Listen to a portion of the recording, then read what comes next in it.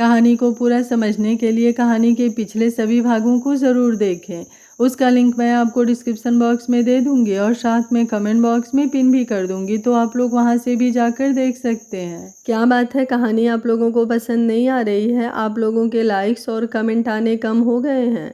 अगर आप लोगों को कहानी पसंद आ रही है तो एक लाइक किया करिए यार। मैं बहुत मेहनत से आप लोगों के लिए डेली पार्ट अपलोड करती हूँ, बदले में आपसे सिर्फ इतनी ही उम्मीद करती हूँ कि आप लोग एक लाइक करोगे और कमेंट बॉक्स में अपनी राय दोगे, नेगेटिव या पॉजिटिव। तो इसमें आप लोग कंजूसी बिल्कुल मत किया करिए, दिल खोल कर कमेंट करिए और एक लाइक भी ज़रूर करिएगा। प्रांस ने पंखुड़ी के कमर पर अपना हाथ रखा और फिर उसके दूसरे हाथ को अपने हाथ में कसकर थाम लिया। पंखुड़ी के चेहरे पर लंबी सी मुस्कुराहट थी और उसका दिल जोरों से धक धक कर रहा था। हम तुम हम तुम। प्रांस ने उसे अपने और ज़्यादा करीब खींचा और फिर उसके चेहरे पर झुककर अपने लबों से म्यूजिक के साथ साथ लिरिक्स गुनगुनाते हुए उसे बेहद हसरत भरी निगाहों से देखने लगा तो पंखुड़ी का रोम रोम सिहरने लगा। आँखों में हमको उतरने दो ज़रा, बाहों में हमको पिघलने दो ज़रा। पंक्ति की भी नज़रें आश्रय पर टिकी हुई थी और आश्रय ने भी उसे कमर से कसकर पकड़ा हुआ था। पंक्ति को अपना दिल अपने सीने से बाहर निकलता हुआ महसूस हो रहा था। उसके रोंगटे खड़े हो रहे थे। वो सच में खुद को आश्रय की बाहों में पिघलता हुआ महसूस कर रही थी और तभी आश्रय ने उसे गोल गोल घुमाया और उसकी पीठ को अपने सीने से लगा लिया। उसकी उंगलियां पंक्ति की कमर और उसके पेट पर थी जहां वो उसे इंटेंसली छू रहा था। लम्हों की गुजारिश है, ये पास आ जाएं, हम तुम। उसका चेहरा पंक्ति के कंधे पर था और उसकी गर्म सांसें पंक्ति की गर्दन पर थिरक रही थी।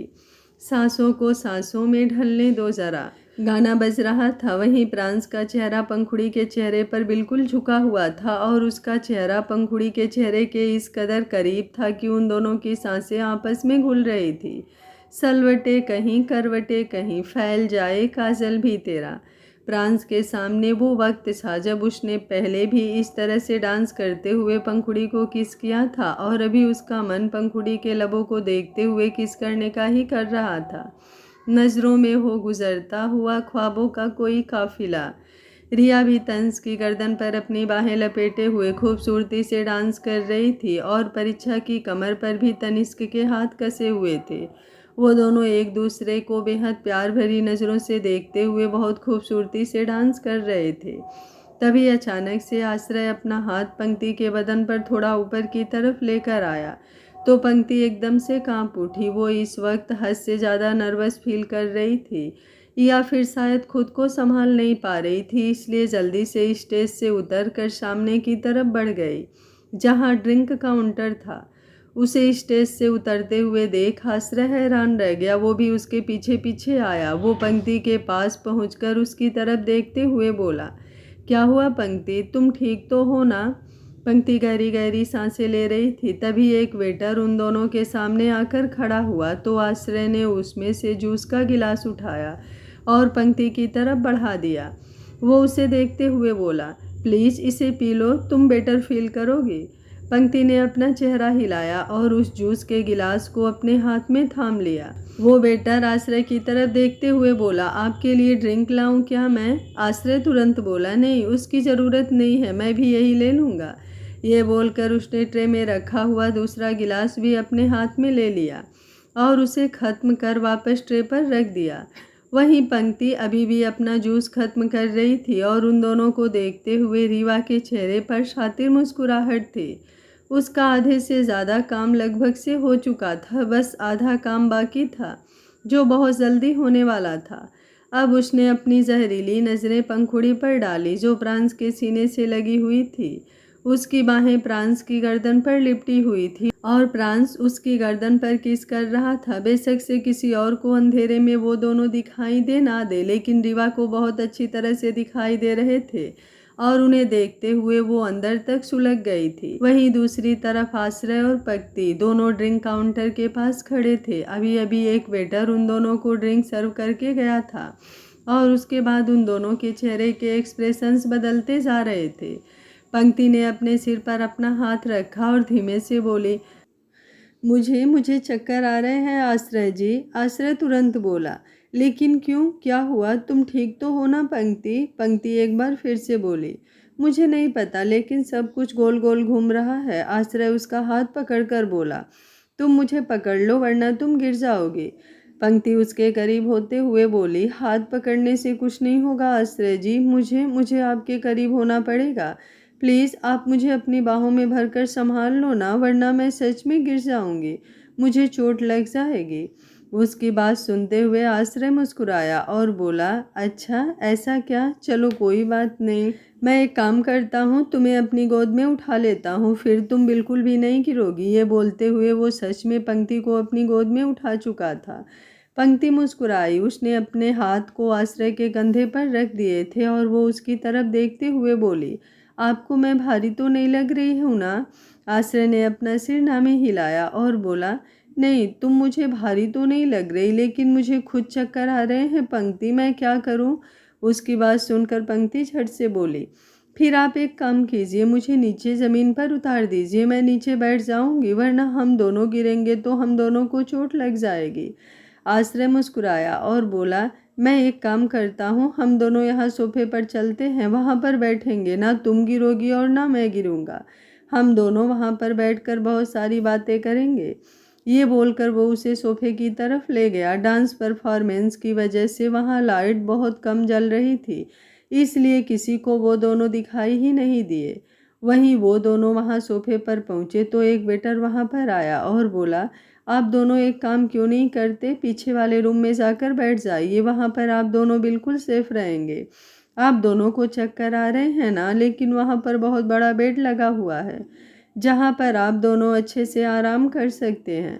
उस वेटर की बात सुनकर आश्रय और पंक्ति दोनों ने एक दूसरे की तरफ देखा और फिर बिना कुछ कहे आश्रय पंक्ति को लेकर पीछे की तरफ चला गया, जहाँ पर गेस्ट रूम और सर्वेंट क्वार्टर बने हुए थे। आश्रय पंक्ति की तरफ देखते हुए बोला, मुझे तो याद ही नहीं रहा कि हम दोनों गेस्ट रूम में भी जा सकते हैं, वहाँ पर सच में बहुत बड़ा बेड है, हम दोनों अच्छे से रेस्ट करेंगे। पंक्ति मुस्कुराई और उसके सीने पर अपना सिर रखकर पूरी तरह से उसमें सिमट गई। आश्रय उसे गेस्ट रूम में लेकर आया और फिर उसे नीचे बिस्तर पर लेटाकर खुद ऊपर की तरफ उठने लगा, लेकिन पंक्ति के गले में पहनी हुई गोल्ड की चैन आश्रय के कुर्ते के बटन से उलझ गई। आश्रय जो ऊपर की तरफ उठने वाला था वो एक झटके से नीचे की तरफ हो गया और नशे में होने की वजह से वो खुद को संभाल भी नहीं पाया, इसलिए वो सीधा पंक्ति के ऊपर ही गिर गया। पंक्ति की हल्की सी आह निकल गई। उसके सीने पर आश्रय का पूरा भार था। वो धीरे से बोली, दर्द हो रहा है आश्रय जी, प्लीज़ ऊपर उठिए ना, मुझसे सांस नहीं ली जा रही। आश्रय मुँह बनाते हुए बोला, तुम मुझे खुद से दूर करना चाहती हो पंक्ति, पर तुम तो कहती थी कि तुम्हें मेरे लिए फीलिंग्स है, तुम मुझसे प्यार करती हो।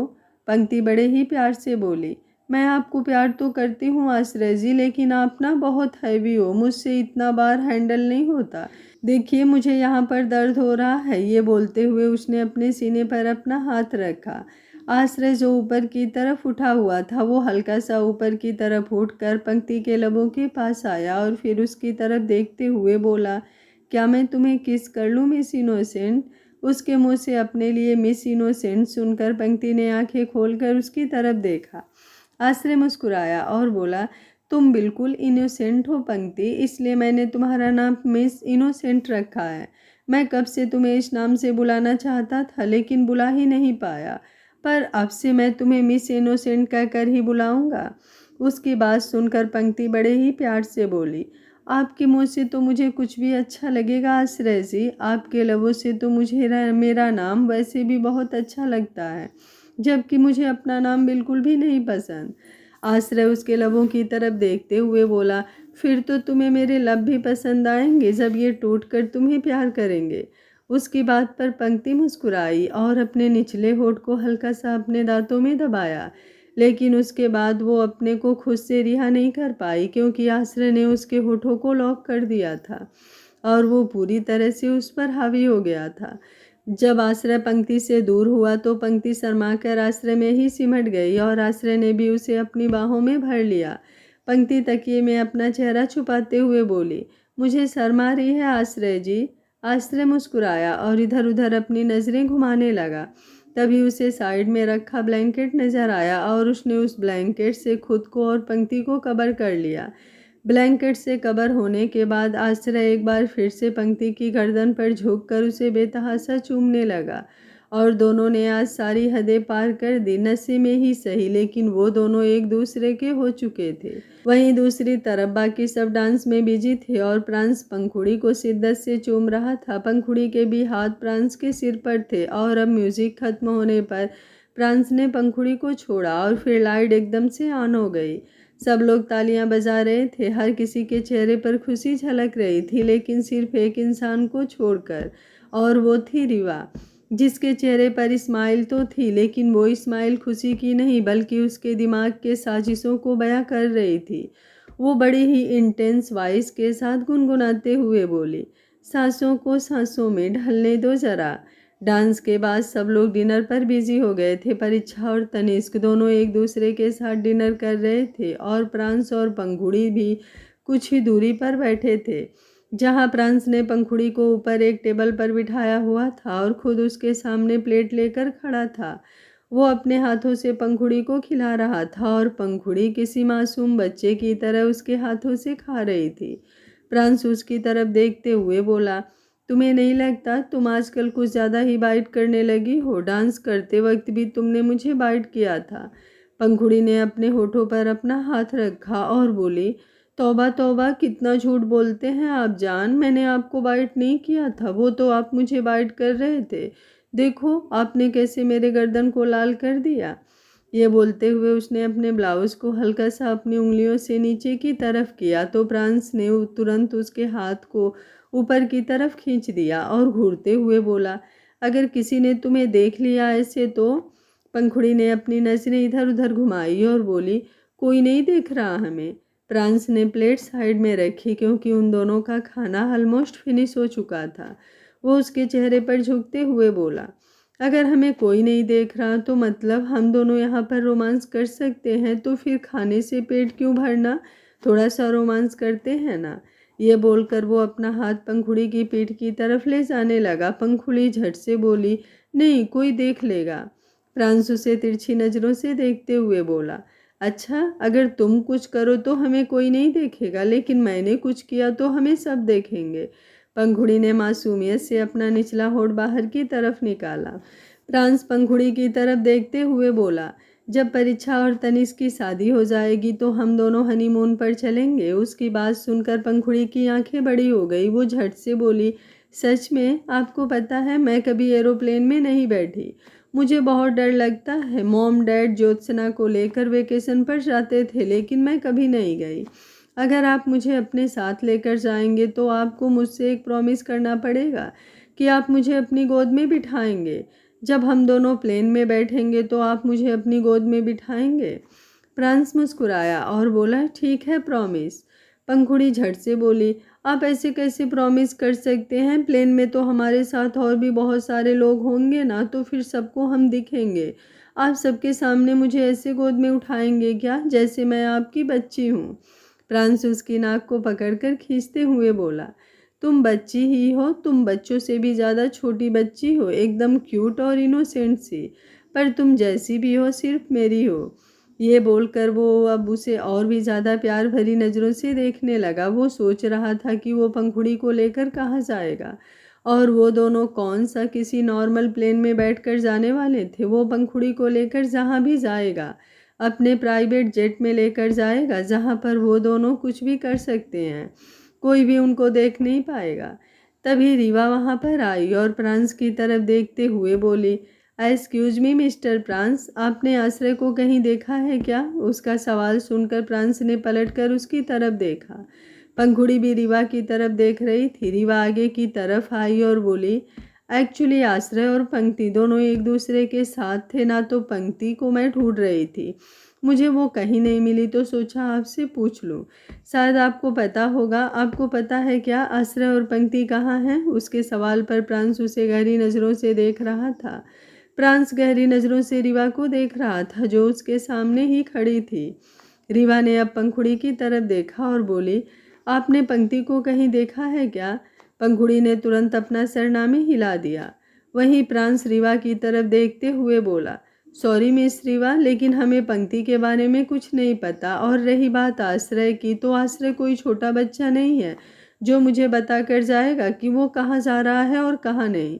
वो एक एडल्ट है और अपनी मर्जी से इधर उधर जा सकता है। ना मुझे खुद पर किसी की रोक टोक पसंद है और ना ही मैं किसी और पर रोक टोक लगाना पसंद करता हूँ। आई होप आपको आपका आंसर मिल गया होगा। उसकी बात सुनकर रीवा बस उसकी तरफ देखती रह गई। हालांकि वो तो चाहती भी नहीं थी कि प्रांस उसे बताए कि आखिर आश्रय है कहाँ। वो तो बस यूं ही आश्रय के बहाने प्रांस से बात करने के लिए आई थी। वो काफ़ी वक्त से मौका ढूंढ रही थी कि पंखुड़ी प्रांस दोनों एक दूसरे से थोड़ा अलग हो, ताकि वो प्रांस से बात कर पाए। लेकिन पंखुड़ी और प्रांस एक पल के लिए भी एक दूसरे को छोड़ नहीं रहे थे। तो हार कर रीवा को यूं ही प्रांस के पास आना पड़ा। प्रांस हल्का सा मुस्कुरा कर बोला, एक्सक्यूज़ मी, और ये बोलकर वो वापस पंखुड़ी की तरफ पलट गया। उसने पंखुड़ी की तरफ देखते हुए पूछा, कुछ मीठा खाओगी क्या? पंखुड़ी ने हल्का सा अपना चेहरा हाँ में हिलाया तो प्रांस ने उसे कमर से पकड़कर नीचे उतारा और फिर खुद उसके साथ पकड़कर सामने की तरफ बढ़ गया। रीवा वहीं पर खड़ी रह गई, लेकिन उसके चेहरे पर गुस्सा बिल्कुल भी नहीं था। वो मुस्कुराई और बोली, एक दूसरे से बहुत चिपकते हो ना तुम दोनों, लेकिन तुम दोनों एक दूसरे से अलग हो जाओ, इसलिए तो मैंने ये सब कुछ प्लान किया था। बस अब जल्दी से पंक्ति तुम्हारे घर में बहू बनकर आ जाए और फिर होगा मेरा असली गेम प्लान शुरू। प्रांस और पंखुड़ी अब दोनों एक दूसरे को मीठा खिला रहे थे। वहीं दूसरी तरफ गेस्ट भी खाने पीने में लगे हुए थे और अब धीरे धीरे सब लोग वहां से जा रहे थे। फंक्शन खत्म हो चुका था। जिंदल फैमिली में तनिष्क और रीवा सिर्फ दोनों ही नजर आ रहे थे। तनिष्क रीवा की तरफ देखते हुए बोला, पंक्ति कहाँ है? मिसेज जिंदल भी झट से बोली, हाँ रीवा, मुझे भी पंक्ति कहीं नजर नहीं आ रही। तुम्हें पता है क्या उसके बारे में? रीवा ने अपना सर नामे हिलाया और बोला, मुझे नहीं पता उसके बारे में। मुझे लगा यही कहीं होगी। काफ़ी टाइम से मैंने उसे नहीं देखा। मैंने एक दो लोगों से पूछा भी था, लेकिन उन्हें भी पंक्ति के बारे में कुछ नहीं पता था। मुझे लगा शायद अंदर होगी, लेकिन वो अंदर भी नहीं है। मैं अभी चेक करके आ रही हूँ। तभी प्रलय और सृष्टि वहाँ पर आए। उन्होंने जब परीक्षा के चेहरे पर परेशानी देखी तो सृष्टि ने तुरंत पूछा, क्या हुआ परीक्षा, कोई प्रॉब्लम है क्या? परीक्षा झट से बोली, हाँ मॉम, वो पंक्ति दी कहीं मिल नहीं रही हैं। मैंने भी काफ़ी वक्त से उन्हें नहीं देखा और किसी को उनके बारे में कुछ नहीं पता। सृष्टि हैरानी से बोली, पंक्ति कहीं मिल नहीं रही है, लेकिन वो आप लोगों के साथ आई तो थी और मैंने भी डांस परफॉर्मेंस के बाद उसे नहीं देखा और अब उस बात को तो 4-5 घंटे बीत गए हैं। रीवा मुंह बनाते हुए बोली, एग्जैक्टली, पहले तो मुझे लगा शायद वो इधर उधर ही कहीं होगी, लेकिन अब तो मुझे भी उसकी फिक्र हो रही है। ये बोलते हुए उसने सच में अपना चेहरा कुछ इस तरह से बनाया हुआ था जैसे उसे देखकर सबको यकीन हो जाए कि हाँ, उसे भी पंक्ति की फिक्र हो रही है। तभी प्रांस और पंखुड़ी वहाँ पर आए और धीरे धीरे अब पूरी राणा फैमिली वहाँ पर इकट्ठा हो चुकी थी। तनिष्क ने अपना फ़ोन अपनी पॉकेट से निकाला और पंक्ति को कॉल करने लगा, लेकिन पंक्ति का फ़ोन रीवा के पास ही बजा। रीवा तनिष्क की तरफ देखते हुए बोली, पंक्ति का फ़ोन मेरे पास ही है। एक्चुअली वो आश्रय के साथ डांस स्टेज पर करने गई थी, तो वो जाते जाते अपना फ़ोन मुझे दे गई थी। आश्रय का नाम जैसे ही उसने लिया, तनिष्क ने तुरंत कहा, आश्रय? आश्रय कहाँ पर है? मुझे तो वो भी कहीं नज़र नहीं आ रहा। आश्रय का जिक्र आते ही अब सृष्टि भी अपनी नज़रें इधर उधर घुमाने लगी थी। वहीं प्रांस की नज़रें रीवा पर और भी ज़्यादा गहरी हो चुकी थी। अब तक तो उसे लग रहा था रीवा यूं ही बस उसे परेशान किए जा रही है, लेकिन अब उसे सच में आश्रय की टेंशन होने लगी थी। उसे रीवा पर रत्ती भर विश्वास नहीं था। वो जानता था कि रीवा जैसी लड़की कुछ भी कर सकती है। प्रलय प्रांस की तरफ देखते हुए बोला, तुम्हें पता है क्या आश्रय कहाँ पर है? प्रांस ने अपना चेहरा नामे हिलाया। तभी साइड में खड़ी एक सर्वेंट बोली, माफ़ कीजिएगा साहब, लेकिन हमने आश्रय सर और पंक्ति मैडम को पीछे गेस्ट रूम की तरफ जाते हुए देखा था। उसकी बात सुनकर सबकी नज़रें उस सर्वेंट पर टिक गई। प्रांस गुस्से से बोला, जुबान संभाल कर बोलना, जानती तो हो ना तुम किसके बारे में क्या बोल रही हो? उसका गुस्सा देखकर पंखुड़ी एकदम से डर गई। रागिनी ने जल्दी से पंखुड़ी को संभाला। मिसेज जिंदल भी गुस्से से बोली, आखिर ये सब चल क्या रहा है यहाँ पर? प्रलय प्रांस के कंधे पर अपना हाथ रखकर बोला। शांत हो जाओ प्रांस, अगर ये सर्वेंट कह रही है कि उसने उन दोनों को पीछे की तरफ जाते हुए देखा है तो मुझे लगता है कि हमें एक बार पीछे चेक कर लेना चाहिए।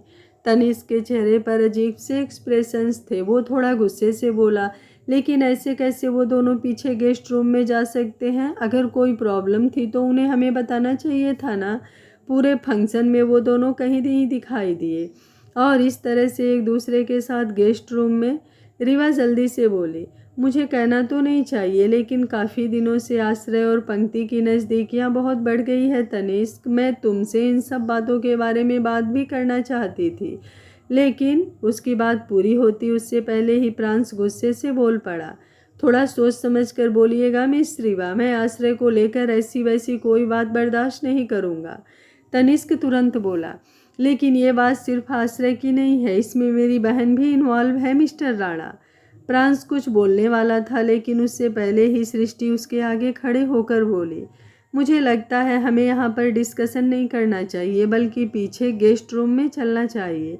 देखना चाहिए कि वो दोनों वहाँ पर है भी या फिर सर्वेंट ने झूठ बोल रही है। ये बोलते हुए सृष्टि ने सर्वेंट की तरफ देखा जिसने बताया था कि आश्रय और पंक्ति दोनों पीछे गेस्ट रूम की तरफ गए थे। वहीं दूसरी तरफ आश्रय और पंक्ति दोनों एक दूसरे की बाहों में सिमटे हुए थे। इस वक्त दोनों सिर्फ और सिर्फ एक ब्लैंकेट से कवर थे। तभी पंक्ति की आंखें हल्की सी फड़फड़ाई और उसने अंगड़ाई ली।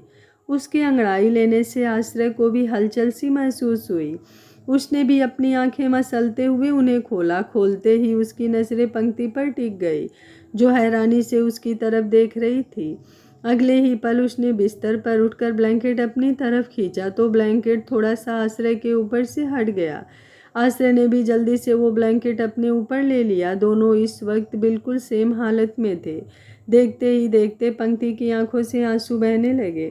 आश्रय अपनी जगह पर उठकर बैठ गया। उसे कुछ समझ नहीं आ रहा था कि वो कैसे रिएक्ट करे।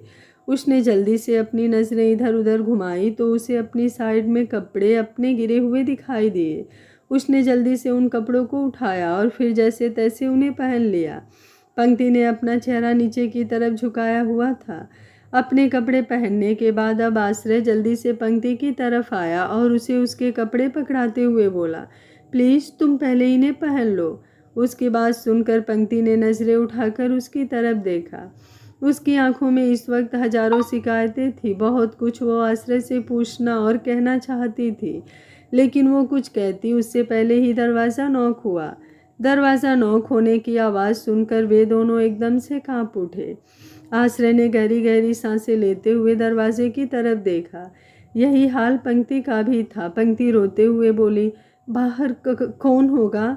आश्रय उसकी तरफ देखते हुए बोला, रिलैक्स, जो भी होगा मैं हैंडल कर लूँगा, लेकिन तुम प्लीज़ जल्दी से पहले कपड़े पहन लो। मैं एक काम करता हूँ, मैं अपना चेहरा दूसरी तरफ घुमा लेता हूँ। ये बोलकर उसने अपना चेहरा दूसरी तरफ घुमा लिया और पंक्ति अब जल्दी से कपड़े पहनने लगी। लेकिन उसे बहुत दर्द हो रहा था। ये उसका फर्स्ट टाइम था और वो इतनी मैच्योर भी नहीं थी कि ये सब चीज़ें हैंडल कर सके। इसलिए उसे सच में बहुत ज़्यादा तकलीफ़ हो रही थी। उसकी सिसकियाँ निकल रही थी और उसकी आंखों में बेइंतहा आंसू थे। आश्रय को उसका रोना साफ महसूस हो रहा था। वहीं दूसरी तरफ दरवाज़ा बार बार बज रहा था। आश्रय ने अब पलटकर पंक्ति की तरफ देखा जो लगभग कपड़े पहन चुकी थी। एक गहरी सांस लेकर आश्रय अब दरवाजे की तरफ बढ़ गया। जैसे ही उसने दरवाज़ा खोला, रीवा, तनिष्क, सृष्टि और रागिनी चारों अंदर की तरफ आए। उनके पीछे ही बाकी सब भी अंदर आ चुके थे। सबने एक नज़र आश्रय को देखकर पंक्ति की तरफ देखा। तनिष्क का चेहरा गुस्से से कांपने लगा। पंक्ति की आंखों में आंसू देखकर वो गलत समझ बैठा था, इसलिए अगले ही पल उसने आश्रय का गिरेबान पकड़ लिया और गुस्से से कांपते हुए बोला, तुम्हारी इतनी हिम्मत कि तुमने मेरी बहन के साथ, तुम्हें तो मैं छोड़ूंगा नहीं। ये बोलते हुए जैसे ही वो आश्रय को पंच जड़ने लगा, प्रांस और प्रलय दोनों एक साथ आगे बढ़े और उन्होंने अपने अपने हाथ तनिष्क के सामने कर दिए। प्रांस का चेहरा गुस्से से कांप रहा था और प्रलय का चेहरा एकदम सख्त था। परीक्षा ये सब देखकर डर रही थी। एक तरफ वो तनिष्क के बहुत प्यार करती थी और दूसरी तरफ प्रांस, प्रलय और आश्रय, तीनों में उसकी जान बसती थी। वहीं रीवा भी जल्दी से आगे आई और तनिष्क को पीछे खींचते हुए बोली, ये तुम क्या कर रहे हो तनिष्क? तुम ऐसे कैसे बिना पूरी बात जानने आश्रय पर अपना हाथ उठा सकते हो? तनिष्क गुस्से से बोला, और क्या जानना बाकी है दी? आपको पंक्ति की हालत दिखाई नहीं दे रही? ये बोलते हुए उसने पंक्ति की तरफ देखा जो अभी भी सुबक रही थी। आश्रय पंक्ति की तरफ देखते हुए बोला, ऐसा कुछ नहीं है जैसा आप लोग सोच रहे हैं। मैंने पंक्ति के साथ कोई ज़बरदस्ती नहीं की और ये बात आप पंक्ति से भी कंफर्म कर सकते हैं। हम दोनों के बीच जो कुछ भी हुआ मुझे नहीं पता कब, कैसे और क्यों हुआ, लेकिन मैंने पंक्ति से आज तक कभी कोई ज़बरदस्ती नहीं की और ना ही मैं ऐसी हरकत कर सकता हूँ। अगर आप लोगों को यकीन है तो ओके, और अगर नहीं है तो मुझे आपको यकीन चाहिए भी नहीं। तनिष्क कुछ बोलता इससे पहले ही रीवा बोली, बाकी और किसी को तुम पर यकीन हो ना हो आश्रय, मुझे तुम पर पूरा यकीन है क्योंकि मैं जानती हूँ कि ये सब कुछ पंक्ति ने जानबूझकर किया है। उसकी बात सुनकर सबकी आंखें बड़ी हो गई और तनिष्क भी एकदम शॉक्ड रह गया। वहीं पंक्ति रोते हुए रीवा की तरफ देख रही थी। रीवा ने अब पंक्ति को गुस्से से देखा और बोली, मुझे पहले ही पता था कि पंक्ति के दिमाग में क्या चल रहा है। मैं पागल या फिर अंधी नहीं हूँ जो इतने दिनों से जो कुछ हो रहा था वो मुझे दिखाई नहीं देगा। तनिष्क तुरंत बोला, आप कहना क्या चाहती हैं दी? रीवा एक गहरी सांस लेकर बोली। आश्रय और पंक्ति दोनों एक दूसरे के करीब आ रहे थे, लेकिन आश्रय की तरफ से ये सिर्फ दोस्ती थी, पर पंक्ति आश्रय को प्यार कर बैठी थी। उसके दिल में आश्रय के लिए फीलिंग्स थी और ये बात उसने आश्रय को भी बताई थी। इसके बाद आश्रय ने उसे सिर्फ अपनी स्टडी पर फोकस करने के लिए कहा, लेकिन पंक्ति शायद आश्रय को अपनी जिद बना चुकी थी।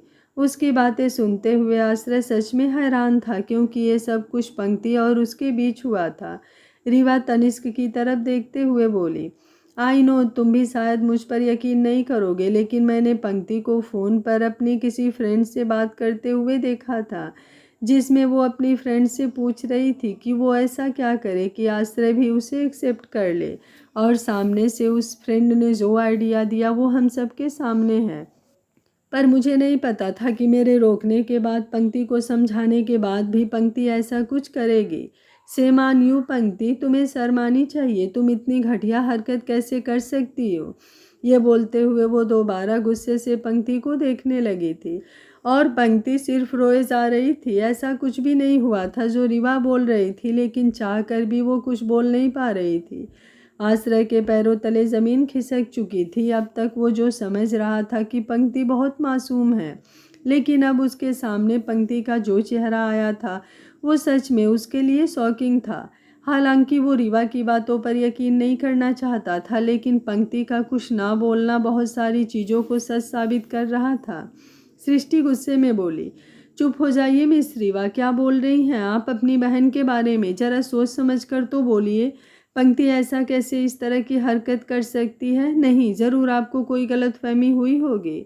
रीवा सृष्टि की तरफ देखते हुए बोली, मैं जानती हूँ ये सब आपको भी अजीब लगेगा सृष्टि जी, लेकिन यही सच है।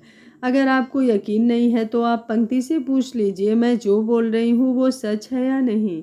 ये बोलते हुए उसके चेहरे पर एक अलग ही कॉन्फिडेंस था। वहीं आश्रय जो हैरानी से पंक्ति की तरफ देख रहा था, उसने आखिर पंक्ति से सवाल कर ही लिया, क्या ये सब कुछ सच है पंक्ति? क्या तुमने अपनी फ्रेंड से ऐसा कोई आइडिया लिया था और तुमने जानबूझकर ये सब प्लान किया?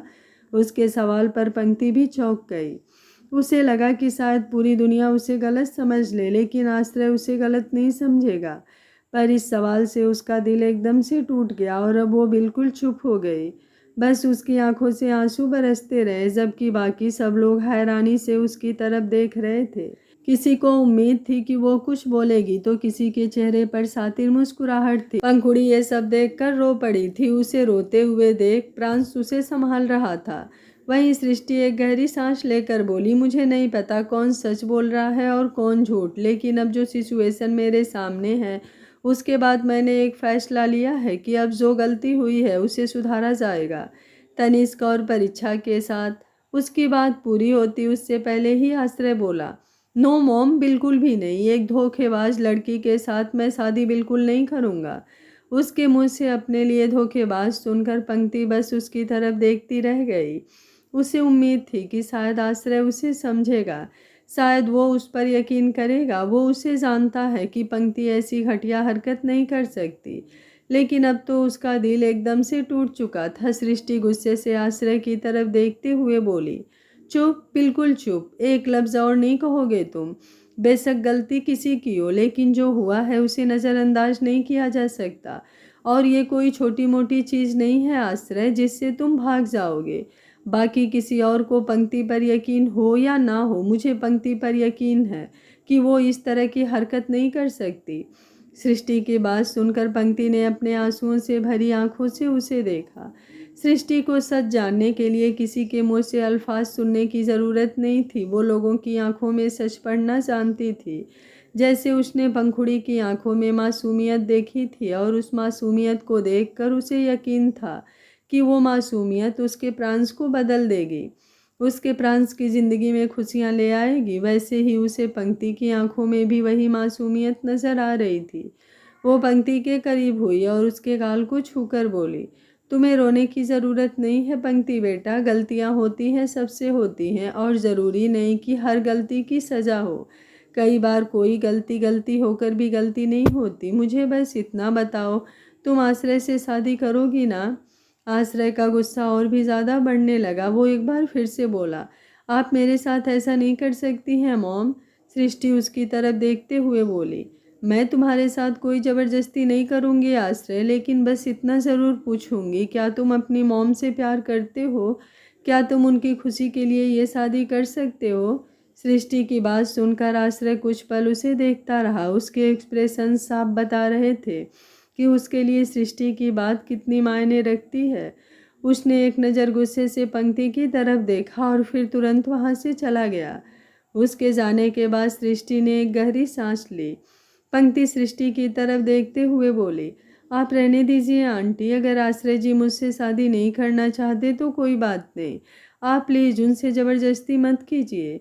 सृष्टि उसकी बात का कोई जवाब देती उससे पहले ही मिसेस जिंदल बोली, हाँ, पहले तो बिना शादी के मुंह काला करवा लिया और अब कह रही है कि शादी भी नहीं करनी। तनिष्क तुरंत बोला, प्लीज़ मॉम, आप पंक्ति से इस तरह से बात मत कीजिए।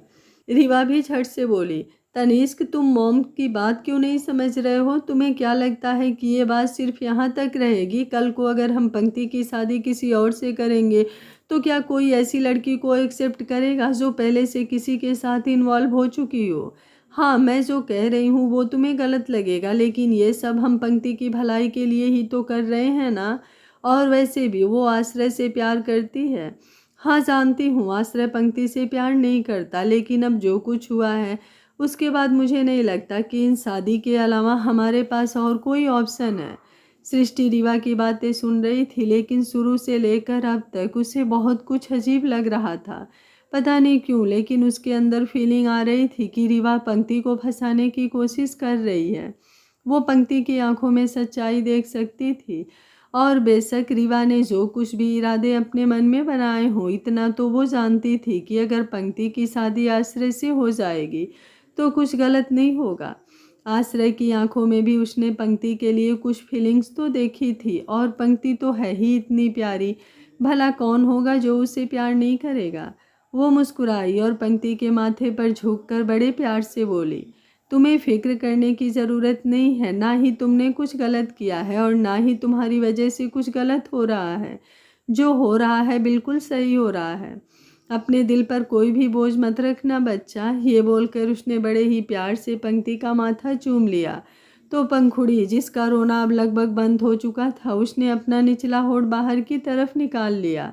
वो मासूमियत से बोली, सासू माँ, अगर पंक्ति इस घर में बहू बनकर आ जाएगी तो क्या आप मुझे प्यार नहीं करोगी? जो प्यार आप मुझे देती हो वो सारा अब आप पंक्ति को दोगी?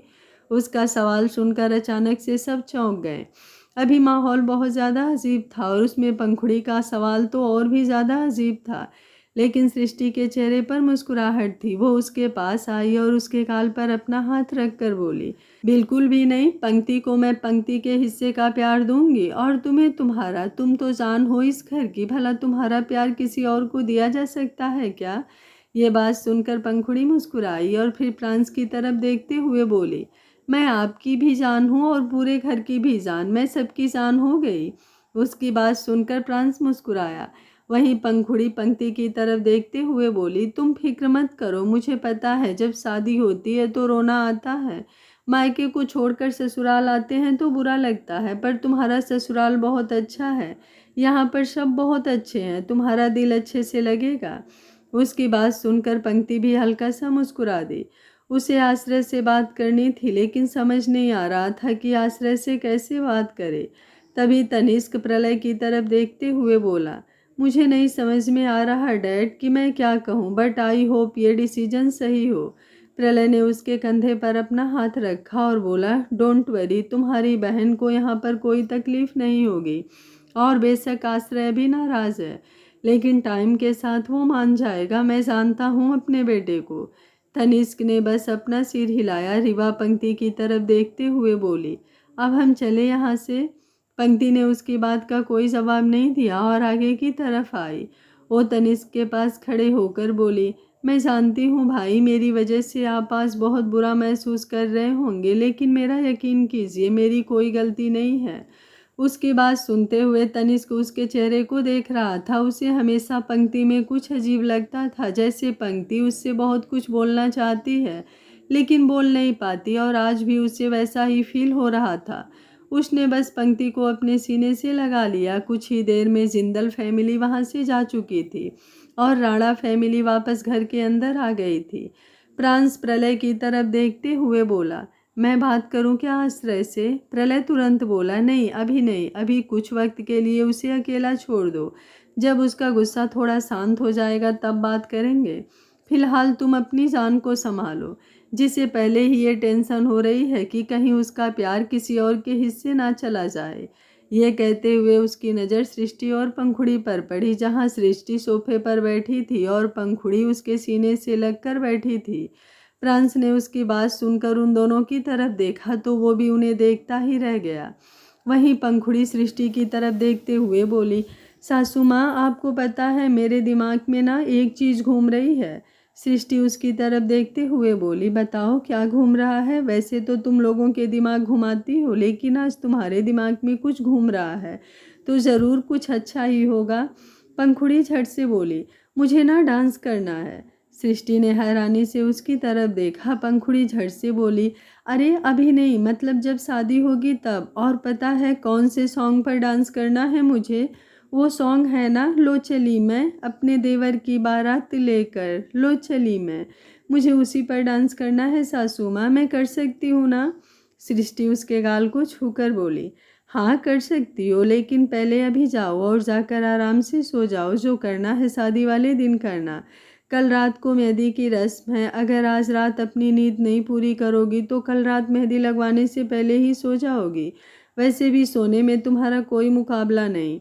पंखुड़ी मुंह बनाते हुए बोली, पता नहीं सासू माँ, मुझे इतनी नींद क्यों आती है? आपको पता है जब भी मेरे साथ रोमांस करने लगते हैं तब मुझे नींद। उसकी बात पूरी होती उससे पहले ही प्रांस वहाँ पर आया और उसके मुंह पर अपना हाथ रख कर बोला, मॉम, आपको डैड बुला रहे हैं। सृष्टि ने एक नज़र उसे देखा लेकिन कोई जवाब नहीं दिया। वहीं प्रांस ने एक पल के लिए अपनी आंखें बंद कर ली। उसकी और सृष्टि के बीच अलग ही जुगलबंदी चल रही थी। सृष्टि प्रांस से बात नहीं कर रही थी, इसलिए प्रांस भी अपनी तरफ से बहुत कम कोशिश कर रहा था। वो इंतज़ार कर रहा था सृष्टि के गुस्से का ठंडा होने का। जैसे ही उसने पंखुड़ी के होठों से अपना हाथ हटाया, पंखुड़ी उसकी तरफ देखते हुए बोली, ये क्या किया आपने? सासू माँ को क्यों भेज दिया? मुझे अभी सासू माँ से और बातें करनी थी। प्रांस उसे घूरते हुए बोला, तुम बस अपनी सासू माँ से बातें ही करती रहना, मेरी तरफ तो तुम्हारा ध्यान ही नहीं है। जाओ अपनी सासू माँ के पास ही जाओ, मैं जा रहा हूँ अपने रूम में सोने। ये बोलकर वो तुरंत सीढ़ियों की तरफ बढ़ गया और पंखुड़ी बस उसे जाते देखती रह गई। वो मायूसी से बोली, मैंने गलत क्या बोल दिया? मैंने आपको तो नाराज नहीं किया था ना जान, मुझे बस सासू माँ से बातें करनी थी। यही बात तो कही थी मैंने आपको, लेकिन आप तो नाराज हो गए। अब पता नहीं आप मानेंगे या नहीं। मैं सासू माँ को बोलती हूँ, वही मेरी हेल्प करेंगी आपको मनाने में। यह बोलकर वो सृष्टि और प्रलय के रूम की तरफ देखने लगी। वहीं सृष्टि और प्रलय जैसे ही अपने रूम में आए, सृष्टि सीधा बिस्तर की तरफ जाने लगी, लेकिन प्रलय ने उसकी कमर पकड़कर उसे रोक लिया। वो जानता था कि सृष्टि का मूड इस वक्त बहुत ज़्यादा ख़राब होगा। वो बस अपने प्यार से उसका मूड ठीक करना चाहता था। वो उसके पास झुका और बोला, क्या हुआ यूनिवर्स, इतनी परेशान क्यों हो रही हो? सृष्टि उसकी तरफ देखते हुए बोली, आपको नहीं पता डिस्ट्रॉयर मैं क्यों परेशान हूँ? प्रलय ने अपना हाथ उसकी कमर से उसकी पीठ की तरफ ले जाना शुरू किया और बोला, मैं बहुत अच्छी तरह से जानता हूँ, लेकिन इन सब चीज़ों की टेंशन तुम क्यों ले रही हो? जो होना था वो हो गया और जो होना चाहिए वो भी तुमने डिसाइड कर लिया, तो अब मूड ऑफ क्यों है? चलो आज मैं तुम्हारा मूड अच्छे से ठीक करता हूँ। प्रलय अब उसके चेहरे की तरफ झुक रहा था कि तभी बाहर से किसी ने दरवाज़ा नॉक किया और ये कोई और नहीं, पंखुड़ी ही थी। पंखुड़ी दरवाज़ा नॉक करने के बाद धीमे से बोली, सासू माँ आप जाग रही हैं ना? प्लीज़ दरवाज़ा खोलिए ना, मुझे आपकी हेल्प चाहिए। प्रलय हैरानी से दरवाजे की तरफ देखने लगा। सृष्टि झट से बोली, डिस्ट्रॉयर प्लीज़ छोड़िए ना मुझे मेरी पंखुड़ी के पास जाना है। प्रलय दरवाजे की तरफ देखते हुए बोला, ये लड़की पिछले जन्म में मेरी दुश्मन थी क्या? मतलब ये सारा दिन तुम्हें अपने पास रखती है और अब तो रातों का भी कोई पता नहीं। ये मुझे मेरे बेटे की बीबी कम और मेरे रोमांस की दुश्मन ज़्यादा लगती है। यहाँ मैं तुम्हारा मूड ठीक करने की कोशिश कर रहा था, लेकिन इसने मेरा खुद का ही मूड खराब कर दिया। सृष्टि गुस्से से प्रलय की तरफ देखते हुए बोली, कैसी बातें कर रहे हैं आप डिस्ट्रॉयर? वो बेचारी किसी चीज़ को लेकर परेशान होगी, आप जल्दी से छोड़िए मुझे। प्रलय मुंह बनाते हुए बोला, जाओ जाना है तो, मुझे क्या करना है? सृष्टि दरवाज़ा खोलने के लिए आगे बढ़ती उससे पहले ही प्रलय खुद दरवाज़ा खोलने के लिए आगे आया। उसने दरवाज़ा खोला और पंखुड़ी की तरफ देखते हुए बोला, क्या हुआ बेटा? पंखुड़ी धीमे से बोली, सासू माँ कहाँ है ससुर जी? प्रलय मुस्कुराया और बोला, तुम्हारी सासू माँ तो सो गई हैं, अगर तुम्हें कोई हेल्प चाहिए तो तुम मुझे बताओ। पंखुड़ी बोली, कुछ नहीं, मैं चलती हूँ फिर। ये बोलकर वो वहाँ से जाने लगी। प्रलय ने तुरंत दरवाज़ा बंद कर दिया, लेकिन जैसे ही वो सृष्टि की तरफ जाने लगा दरवाज़ा एक बार फिर से बजा। प्रलय ने मुस्कुराते हुए दरवाज़ा खोला। पंखुड़ी अपनी उंगलियां आपस में उलझाते हुए बोली, ससुर जी क्या आप मेरी एक मदद करेंगे? प्रलय मुस्कुराते हुए बोला, क्यों नहीं, बताओ क्या हेल्प चाहिए? पंखुड़ी बड़ी ही मासूमियत से बोली, ससुर जी वो ना ये मुझसे नाराज़ हो गए हैं, क्या आप मुझे मेरे रूम में छोड़ने चलेंगे और इन्हें कहेंगे कि मुझसे नाराज़ ना हो? प्रलय मुस्कुराया और बोला, क्यों नहीं, चलो चलते हैं बेटा। ये बोलकर वो बाहर की तरफ आया और फिर पंखुड़ी के साथ प्रांस के रूम की तरफ बढ़ गया। आज का पार्ट आप लोगों को कैसा लगा कमेंट बॉक्स में अपनी राय ज़रूर दीजिएगा। गले की हालत आप लोग देख ही रहे हैं, सर भी बहुत ज़्यादा दर्द हो रहा है, इसलिए दूसरे चैनल पर स्टोरी नहीं आ पाएगी। इस चैनल पर भी अगर कल सही रहता है तो मैं आप लोगों को कम्युनिटी पोस्ट करके बता दूँगी। Thank you for watching. मिलते हैं कहानी के अगले भाग में, तब तक स्वस्थ रहिए, मस्त रहिए, अपना ख्याल रखते रहिए।